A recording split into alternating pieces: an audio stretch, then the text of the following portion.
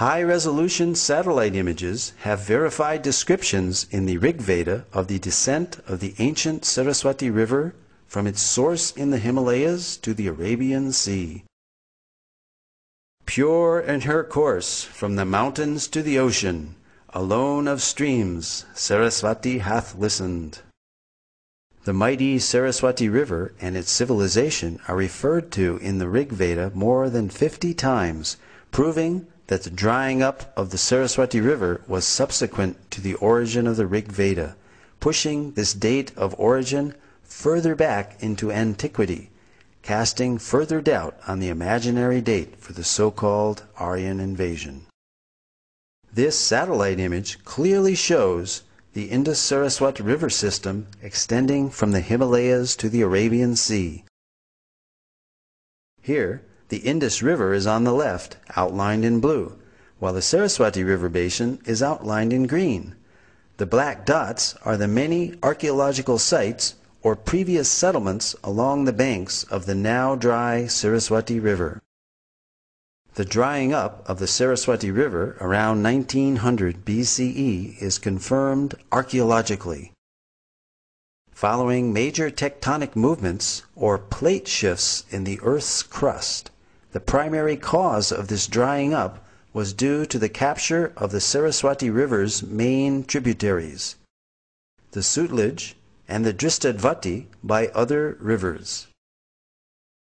Although early studies based on limited archaeological evidence produced contradictory conclusions, recent independent studies, such as that of archaeologist James Schaffer in 1993, showed no evidence of a foreign invasion in the Indus-Sarasvati civilization and that a cultural continuity could be traced back for millennia.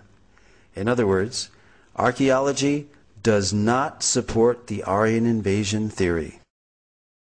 Marine archaeology has also been utilized in India off the coast of the ancient port city of Dvaraka in Gujarat, uncovering further evidence in support of statements in the Vedic scriptures.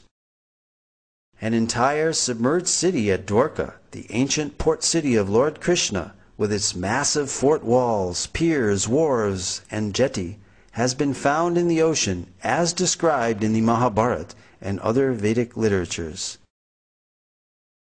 This Sanskrit verse from the Moshila Parva of the Mahabharata describes the disappearance of the city of Dvaraka into the sea.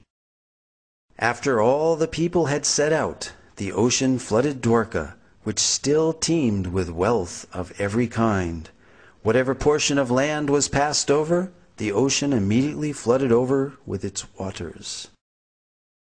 Dr. S.R. Rao, formerly of the Archaeological Survey of India, has pioneered marine archaeology in India. Marine archaeological findings seem to corroborate descriptions in the Mahabharata of Dvaraka as a large, well-fortified, and prosperous port city, which was built on land reclaimed from the sea and later taken back by the sea. This lowering and raising of the sea level during these same time periods of the 15th and 16th centuries BCE is also documented in historical records of the country of Bahrain. Here is a glimpse of the massive Dvaraka city wall. Among the extensive underwater discoveries were a large door socket and a bastion from the fort wall.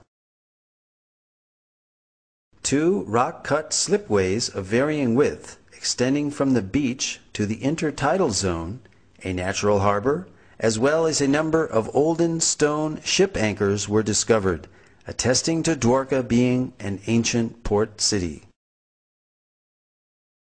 The 3-headed motif on this conch shell seal found in the Dvaraka excavations corroborates the reference in the scripture Harivamsa that every citizen of Dvaraka should carry a mudra or seal of this type. All these underwater excavations add further credibility to the validity of the historical statements found in the Vedic literatures. Apart from Dvaraka, more than 35 sites in North India have yielded archaeological evidence and have been identified as ancient cities described in the Mahabharata. Copper utensils, iron, seals, gold and silver ornaments, terracotta discs, and painted grayware pottery have all been found in these sites. Scientific dating of these artifacts again corresponds to the non-Aryan invasion model of Indian antiquity. Furthermore, the Matsya and Vayu Puranas describe great flooding which destroyed the capital city of Hastinapur, forcing its inhabitants to relocate in Kaushambi. The soil of Hastinapur reveals proof of this flooding. Archaeological evidence of the new capital of Kaushambi has recently been found, which has been dated to the time period just after this flood. Similarly, in Kurukshetra, the scene of the great Mahabharata war, iron arrows and spearheads have been excavated and dated by thermoluminescence to 2800 BCE, the approximate date of the war given within the Mahabharata itself. The Mahabharata also describes 3 cities given to the Pandavas, the heroes of the Mahabharata, after their exile: Paniprastha, Sonaprastha, and Indraprastha, which is Delhi's Puranakela. These sites have been identified and yielded pottery and antiquities which show a cultural consistency and dating consistent for the Mahabharata period, again verifying statements recorded in the Vedic literatures. Although early Indologists in their missionary zeal widely vilified the Vedas as primitive mythology, many of the world's greatest thinkers admired the Vedas as great repositories of advanced knowledge and high thinking. Arthur Schopenhauer, the famed German philosopher and writer, wrote that I encounter in the Vedas deep, original, lofty thoughts, suffused with a high and holy seriousness. The well-known early American writer Ralph Waldo Emerson read the Vedas daily. Emerson wrote, "I owed a magnificent day to the Bhagavad Gita." Henry David Thoreau said, "In the morning, I bathe my intellect in the stupendous philosophy of the Bhagavad Gita, in comparison with which our modern world and its literature seems puny and trivial." So great were Emerson and Thoreau's appreciation of Vedantic literatures that they became known as the American Transcendentalists. Their writings contain many thoughts from Vedic philosophy. Other famous personalities who spoke of the greatness of the Vedas were Alfred North Whitehead, British mathematician, logician, and philosopher, who stated that Vedanta is the most impressive metaphysics the human mind has conceived. Julius Robert Oppenheimer, the principal developer of the atomic bomb, stated that the Vedas are the greatest privilege of this century. During the explosion of the first atomic bomb, Oppenheimer quoted several Bhagavad Gita verses from the 11th chapter, such as, "Death I am, cause of destruction of the worlds."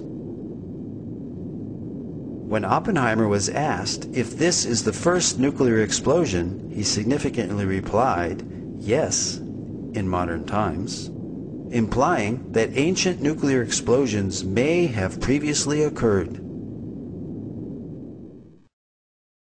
Lin Yutang, Chinese scholar and author, wrote, "India was China's teacher in trigonometry, quadratic equations, grammar, phonetics, and so forth."